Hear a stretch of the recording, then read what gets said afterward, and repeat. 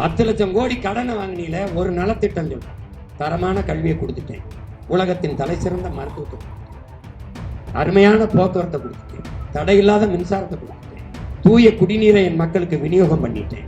எதையாவது ஒண்ணு சொல்ல சொல்லுப்பா, சொல்லுப்பா.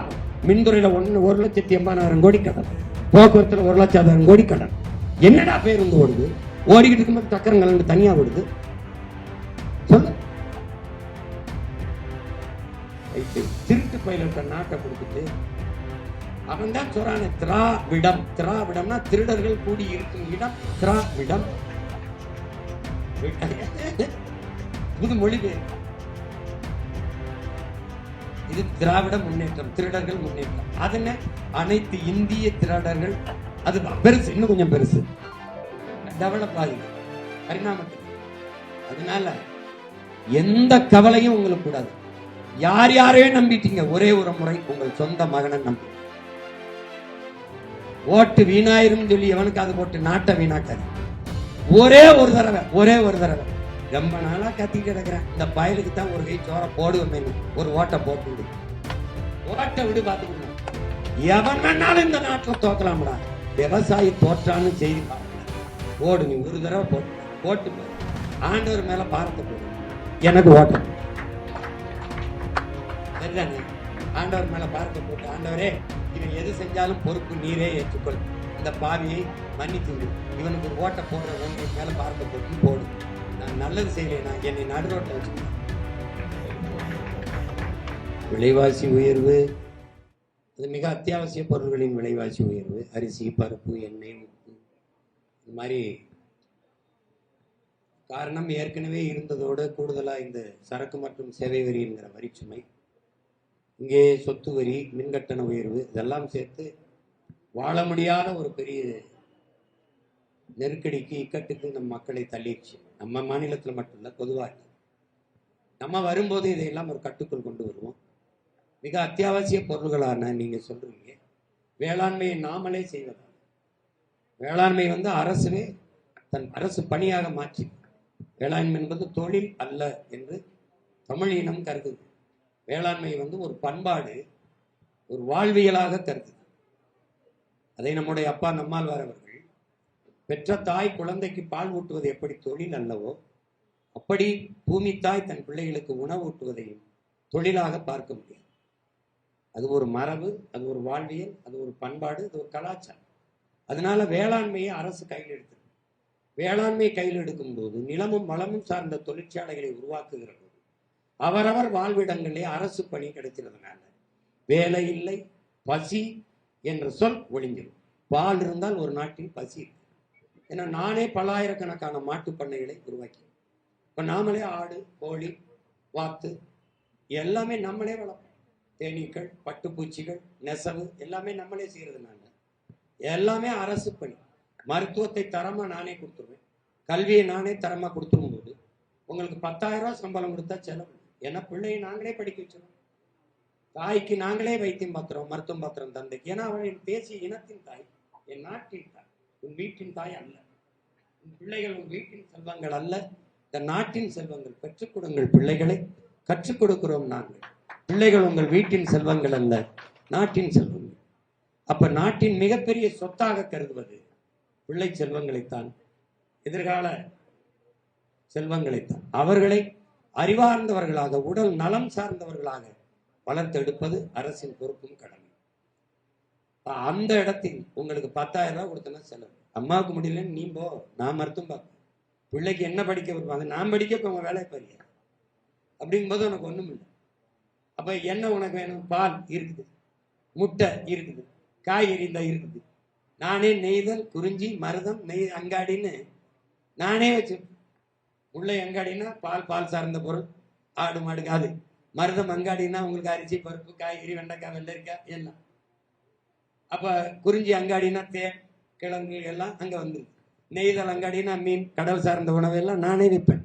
No Uber, Ola, stop it, நானே வைப்பேன். நோ இந்த என்னது இந்த சுமோட்டோ, சுகி அவெல்லாம் அங்கிட்டு போப்பா அப்படின்ட்டு நாங்களே அதே மோட்டர் பைக்கு அதே இதை நாங்க செஞ்சிருவோம். ஏன்னா என் பிள்ளைக்கு அரசு பணி, 8 மணி நேரம் ஓட்டி நீ போடாதே, மோட்டர் பைக்கு இருந்தாடா பாதுகாப்பா வேலை செய்யடான்னு. நான் என்ன பண்ணுவேன்னு சொல்ல பாருங்க, எப்படி செய்வேன். இப்போ என்னோட மருதம் அங்காடி, இப்போ காய்கறி, என் பிள்ளை படித்த பிள்ளைகள்லாம் சீருடையோட வேலை செய்கிறான். அரசு பணி, கண்காணிப்பு கேமரா, சிசிடிவி இருக்கு. அம்மா ஒருத்தர் அழைப்புக்கு வராங்க, அம்மா பாருங்கம்மா இந்த காய்கறிம்மா, இதில் எவ்வளோ போடம்மா, அப்பா அரைக்கணும். அம்மா பாருங்க, அம்மா பாருங்க, எல்லாம் முகவரியை சொல்லுங்கம்மா, வீட்டில் வண்டி கொடுத்துட்டு பணத்தை வாங்கிட்டு வந்துடுவான். ஆனாலும் நீங்களும் மக்களுக்கு ஒரு உதர போடுவோம். நீங்களும் வந்து மாடியில் இருந்துட்டு கீழே இறங்கி வராம கைத்தை கட்டி கீழே நின்று ஏற்றிக்கிட்டு வேறு பெரிய குண்டாயிட்டு அப்புறம் உடம்ப குறைக்கணும், அந்த வேலையெல்லாம் செய்யக்கூடாது. குப்பையெல்லாம் முதல்ல சட்டம் போடுவேன், பாலித்தீன் பிளாஸ்டிக்கை பேன் பண்ணிடுவேன், தடை பண்ணிடுவேன். 1 மாதம் அவகாசம் கொடுப்பேன், மாற்றுக்கு நீங்கள் வந்துடணும். இதுவரை இருந்ததை மறுசுழற்சி பண்ணி செய்வேன். ஆனாலும் என்னால் பள்ளிக்கரணை ஏர்னியை மூடியதை சரி செய்ய முடியாது. அது ஒன்றும் பண்ண முடியாது. இந்த பூமியில் மானுடர்களுக்கு செய்த பெருந்துரோகத்தை ஐயா கருணாநிதியும் ஜெயலலிதாவும் செய்து விட்டார்கள். அதை மன்னிச்சுக்குவோம், இருக்கிறதா பாதுகாத்துவோம். இப்போ நான் என்ன பண்ணுறேன், தடை பண்ணிடுறோம். மாற்றுக்கு நீங்கள் வந்துடுவீங்க, பைய எல்லாத்துக்கும் வந்துடும். தவிர்க்க முடியாத ரத்த பொட்டலத்துக்கும் ஊசி போடுற சிரிஞ்சுக்கும் இந்த பிளாஸ்டிக்கை வச்சுக்கிறோம். அதை மாதிரி சுழற்சி பண்ணிக்கிறோம். இப்போ எல்லார் வீட்டுக்கு முன்னாடி ஒரு உத்தரவு வந்துடும், குப்பை கூட இருக்கும். குப்பை கூடையில் நீங்கள் போட்டணும், நாங்கள் எடுத்துகிட்டு போயிடுவோம். நீ மேலே இருந்து போட்டின்னா இங்கே கண்காணிப்புக்கு நீ வீட்டுக்குள்ள உன்னுடைய வரவேற்பார்கள், வீட்டுக்கு உள்ள நான் வரமாட்டேன். வீட்டை விட்டு வெளியில் வந்துட்டீங்கன்னா நான் தான் பெரிய பிக் பாஸ், வாட்ச் பண்ணிட்டே இருப்பேன். நீ கையை பிடிச்ச, பொண்ணுகளை டீஸ் பண்ண, தாலி அறுத்த, தலையறுத்துவே பார்த்துக்கணும். தெருவில் நீ நடமாட முடியாது. கண்காணிச்சுக்கிட்டே இருப்பேன். அங்கே சிசிடிவி வேலை செய்யலைன்னா அவன் வேலை செய்ய முடியாது. விளங்குதா? பார்த்துக்கிட்டே இருப்போம்.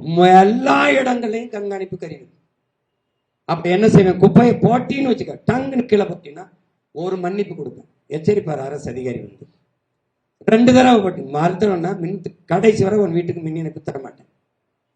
இந்த மாதிரி இந்த ஆணவ படுகொலை பண்றவன், இந்த மாதிரி ஊழல் லஞ்சம் பெறவன், இவர் ஊழல் வாங்கிட்டார், லஞ்சம் பெற்றுட்டாருன்னு வச்சுக்கோங்க, ஒன்றும் செய்ய மாட்டேன். அவர் சான்றிதழ், அதுவரை அவர் படித்த சான்றிதழ் மதிப்பு இழந்துரு, செல்லாது. நீ என்ன படிச்சேன்னு சொல்ல முடியாது. நீ எம்ஏ படிச்சா, நீ தான் சர்டிபிகேட்டே இல்லையே, தூக்கி தூர போட்டு விட்டுருவேன். நீ ஒண்ணுமே செய்ய முடியாது. நான் செய்யறது உனக்கு கொடுங்கொன்மை இல்லை, சர்வாதிகாரம், தன்னலமற்ற அன்பான சர்வாதிகாரம். இது தாயின் பேரன்பு. ஒரு நாட்டை செதுக்குவதற்கு, சீர்திருத்துவதற்கு இதை விட்டா வழி இல்லை. என் தலைவனை எனக்கு கற்பிச்சது. இந்த மானுட சமூகம் மரணம் ஒன்றுக்கு தான் பயப்படுங்கிறாங்க. அது ஒண்ணுக்கு தான் பயப்படும், வேற எதுக்குமே பயப்பட மாட்டான். தொலைச்சு போடுவான் அப்படின்னு நினைச்சிங்கன்னு வச்சுக்கோங்க, ஒழுங்கா நடக்கும். சிங்கப்பூர்ல போய் 60 கிலோமீட்டர் வேகத்துல போ அப்படின்னா 60 கிலோமீட்டர் வேகத்துல நீ கொஞ்சம் வேகம் எடுத்துன்னு வச்சுக்க, இங்க ஒரு வளைவு போட்டிருப்பான், கண்காணிப்பு கருவி வச்சிருப்பான், வண்டியில ஒரு வங்கி வச்சிருக்கணும், காசு போட்டிருக்கணும். ஒரு தவறை பண்ணினா டக்குன்னு அந்த காசு தண்டத்தை எடுத்துரும், பெனால்ட்டியை எடுத்துரும். 12 தவறுகளை அது பொறுக்குது. அதுக்கப்புறம் உரிமத்தை நீக்கிடுது, ரத்து பண்ணிடுது. நான் 6 தவறுகளை பொறுக்கிறேன். அதுக்கு மேல என்ன, நீ வாழ்நாள் முழுக்க வண்டி ஓட்ட முடியாது. எப்படி செதுக்கிறேன்னு பட்டு பாரு. இந்த கனவுக்குள்ள, இந்த மண்டைக்குள்ள உலகத்தின் தலை சிறந்த நாடு இருக்குது. இது என் கனவு இல்லை, என் முன்னவன் கனவு. 500 ஆண்டுகளுக்கு மேலாக என் இன முன்னோர்கள் தூக்கி சுமந்து வந்த கனவு. என் உயிர் தலைவன் பிரபாகரன் சொன்ன கனவு. அவன் அந்த நிலத்தில் என்ன செய்ய நினைச்சானோ அவன் மகன் இந்த நிலத்தில் அதை நிறைவேற்றும். 200 ஆண்டுகள் கழித்து என் இனம் எப்படி பெருமையோடு உயர்ந்து சிறந்து வாழ வேண்டும் என்று என் கணவன் இந்த புனித கனவை கொண்டிருந்தாலும் அந்த கனவை இந்த நிலத்தில் நிகழ்த்துவேன். நீ பாப்ப, என்னடா இவ்வளவு வேலை செஞ்சிருக்க முடியுமா, அந்த திருட்டு பயிலுக்கு செய்யவே இல்லைன்னு அவன் தெருவில் வரும்போது நீயே விரட்டி விரட்டி அடிப்ப. அயோக்கிய பயில்களா, இப்படி ரோடு போட்டுக்கானடா, இப்படி பள்ளிக்கூடம் கட்டி படிக்க வச்சிருக்காங்கடா, இப்படி நீ பள்ளிக்கூடத்துக்கு பசுஞ்சோலை பள்ளி காட்டுவேன் பாரு, பள்ளிக்கூடம் எப்படி இருக்கு. என் பள்ளிக்கூடத்தை பார்த்தீங்கன்னு வச்சுக்க, பள்ளிக்கூடத்துக்கு ஏன் ஐயா விடுமுறை விட்டாருன்னு கேட்கிற அளவுக்கு என் பிள்ளைகளுக்கு வச்சிருப்பேன். வாசல்ல உணவை வச்சிருப்பேன். எப்படி வச்சிருப்பேன், பால். ஏன், நான் பண்ணை வச்சிருப்பேன். 1/2 லிட்டர் பால் என் பிள்ளை குடிக்கணும். சைவம் சாப்பிடாத கேரட்டு எல்லாம் வச்சிருப்பேன். அது முட்டை சாப்பிடுமா, முட்டை வச்சிருப்பேன். இந்த உப்மா கம்பெனி உப்மா கிண்டி போடுறவன் இல்லை, காலையில சாப்பிட்டு நீ போயா, அங்கேயே உடற்பயிற்சி கூட வச்சிருப்பேன், அங்கேயே நூலகம் வச்சிருப்பேன். உடல் வளம் அறிவு வளம் 2ஐயும் செதுக்கி உலகத்தின் தலை சிறந்த தமிழ் பிள்ளைகள். தமிழன் அவன் சொல்லணும், சரியா இருப்பான்டா, உண்மையா இருப்பான்டா, நேர்மையா இருப்பான்டா, ஒழுக்கமா இருப்பான்டான்னு வளர்த்து வருவேன். ஏன், தமிழன் அறம் சார்ந்த ஆட்சி, அறம் சார்ந்த மானம், அறம் வீரம் மூணும் உயிர் என்று வாழ்ந்த இனத்தின் மக்கள் நாங்கள் என்று காட்டினார். தமிழன் என்று ஒரு இனம் உண்டு, தனித்தேவருக்கு ஒரு குணம் உண்டு, அமிழ்தம் அவரது வழியாம், அன்பை அவரது வழியாம்னு நம்முடைய பாவலன் நாமக்கல் கவிஞர் தாத்தா ராமன்.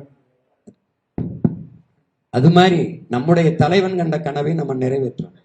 சும்மா அந்த மாதிரி இந்த அவருக்கு வேலை இல்லை, இவருக்கு இது இல்லை. ஒரு சட்டம் போடும், எந்த வேலையும் செய்யலாம் இழிவல்ல, எந்த வேலையும் செய்யாமல் இருப்பதான் இழி. இவனுக்கு என்னன்னா, ஆடு மாடு வளர்க்கிறது அசிங்கம், ஆனா கருதிங்கிறது பெருமை, பால் குடிக்கிறது பெருமை. இது ஒரு நோய் தான். உன்னை ஒரு குற்றப்படுத்தி குற்றப்படுத்தி உன்னை வெளியேற்றினான் திராவிடன். எல்லாரும் படிங்கிறான், படிச்சிட்டோம். வேலை எங்கடா கொடுத்த? வேலை எங்க கொடுத்த? சாராய கடையில். சாராய கடையில் டாஸ்மார்க்ல சாராயம் ஊத்தி கொடுக்கிறவனுடைய கல்வி தரத்தை போய் கேளு. எம்எஸ்சி, எம்பிஏ, எம்எஸ், எம்எல் எல்லாம், எம்பிஏ, எம்சி எல்லாம் படிச்சவன் உட்காந்து ஊத்தி கொடுத்துட்டான் அவனை பிப்பாரு. ஆனா நான் வேளாண்மை செய்வதை அரசு ஆடு மாடு பேசி பைத்தியக்காரன் நாயே. ஒரு ஆட்டுக்குட்டி 20,000, 1 லட்சத்துக்கு விற்கிறா ஒரு ஆட்டு கிடா. என்னை வித்தா வாங்குவியாடா பரதேசி? ஒரு ஆட்டு கிடா சிரிக்காத 1.5 லட்சம். 10 பேருக்கு சம்பளம் கொடுக்கலாம்டா பைத்தியக்காரப்பட. ஒரு ஆட்டம் 1 கிலோ கறி 1000 ரூபா வந்துச்சு. 10 லட்சம் கோடி கடனை வாங்கினீல. ஒரு நலத்திட்டம் சொல்றேன், தரமான கல்வியை கொடுத்துட்டேன், உலகத்தின் தலை சிறந்த மருத்துவத்தை கொடுத்துட்டேன், அருமையான போக்குவரத்தை கொடுத்துட்டேன், தடையில்லாத மின்சாரத்தை கொடுத்துட்டேன், தூய குடிநீரை என் மக்களுக்கு விநியோகம் பண்ணிட்டேன். எதையாவது ஒண்ணு சொல்ல சொல்லு பாப்போம், சொல்லு பாப்போம். மின்துறையில 1,80,000 கோடி கடன், போக்குவரத்துல 1,00,000 கோடி கடன். என்னடா பேருந்து ஓடுது? ஓடிக்கிட்டு இருக்கும்போது சக்கரம் கலந்து தனியா ஓடுது. சொல்லு. வைத்து திருட்டு பயிலிட்ட நாட்டை கொடுத்துட்டு அவன் தான் சொல்றானே திராவிடம். திராவிடம்னா திருடர்கள் கூடி இருக்கும் இடம் திராவிடம். புது மொழிபெயர்ப்பு. இது திராவிட முன்னேற்றம், திருடர்கள் முன்னேற்றம். அதுன்னு அனைத்து இந்திய திருடர்கள். அது பெருசு, இன்னும் கொஞ்சம் பெருசு, டெவலப் ஆகுது பரிணாமத்துல. அதனால எந்த கவலையும் உங்களுக்கு கூடாது. யார் யாரையும் நம்பிட்டீங்க, ஒரே ஒரு முறை உங்கள் சொந்த மகனை நம்புங்க. ஓட்டு வீணாயிரும் சொல்லி எவனுக்காவது போட்டு நாட்டை வீணாக்காது. ஒரே ஒரு தடவை ரொம்ப நாளா கத்தி கிடக்குறேன், இந்த பயலுக்கு தான் ஒரு கை சோற போடுவோமேனு ஒரு ஓட்டை போட்டு விடு. ஓட்டை விடு, பாத்துக்கிடுவான். எவன் வேணாலும் இந்த நாட்டில் தோக்கலாம்டா. விவசாயி தோற்றான்னு செய்தி வரக்கூடாது, விவசாயி தோற்றான்னு வரக்கூடாது. போடு, நீ ஒரு தடவை போட்டு பாரு. ஆண்டவர் மேல பாரத்தை போடு, எனக்கு ஓட்டம் சரிதானே? ஆண்டவர் மேல பாரத்தை போட்டு, ஆண்டவரே இவன் எது செஞ்சாலும் பொறுப்பு நீரே ஏற்றுக்கொள், இந்த பாவியை மன்னித்து விடு, இவனுக்கு ஒரு ஓட்டை போடுற, உன்னை மேல பாரத்தை போட்டுன்னு போடு. நான் நல்லது செய்யலைனா என்னை நடு ரோட்ல வச்சு போடு.